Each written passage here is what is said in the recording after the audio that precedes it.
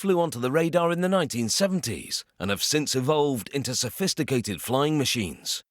Many have turbine engines and use real jet fuel. They allow people who would otherwise never pilot a jet to experience the thrill of flight with both feet on the ground. Radio-controlled model jets can roll and dive like a real jet. And they can reach speeds of almost 300 miles an hour. Operating one isn't child's play. It takes practice and skill to pilot this kind of model aircraft. It also takes money. Their prices run into thousands.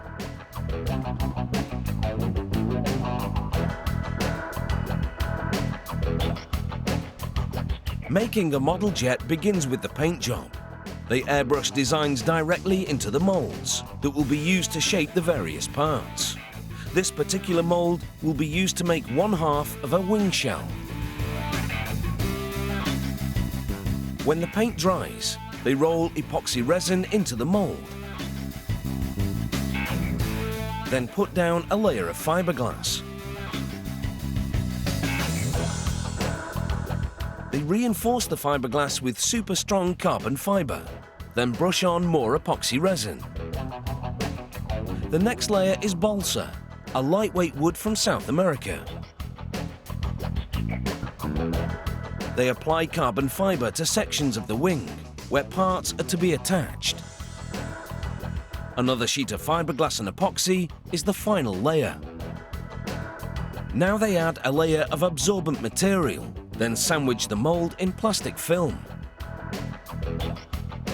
They install a connector for a vacuum hose and hook it up. The vacuum pulls out the air, squeezing the layers together. Then they bake the unit, which activates the epoxy, fusing the materials together. Next, they assemble the wooden framework for the wings. They reinforce it with strips of carbon fiber and apply epoxy on the edges.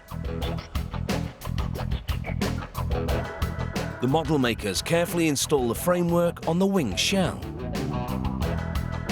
They apply an extra rib along the wing tip and slide aluminium cylinders into tubes in the framework.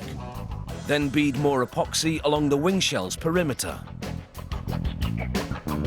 They use high-strength adhesive in strategic parts of the framework to attach the other half of the molded wing.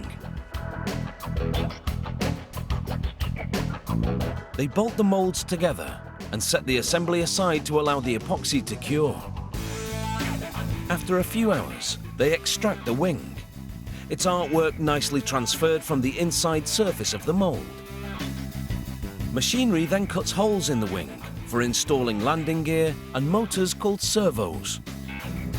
This router drill is computer programmed to make accurate cuts without damaging the internal framework. This is critical because just a centimetre or two off and the router would destroy the carefully crafted wing.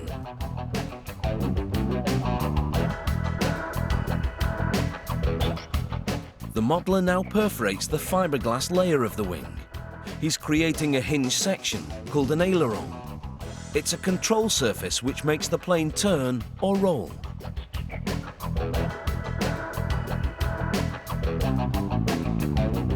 The ailerons and other control surfaces will be powered by servo motors.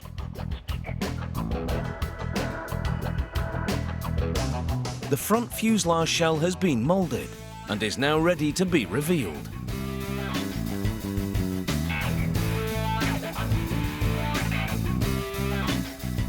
Like the wings, the body of this model jet needs a supporting framework, along with brackets for attachments.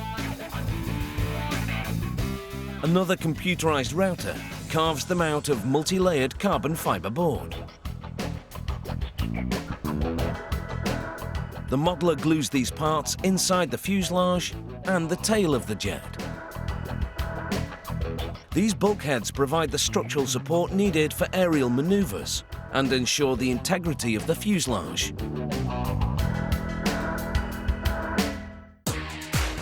Coming up, this model jet gets its wings and prepares for takeoff. See you after the break.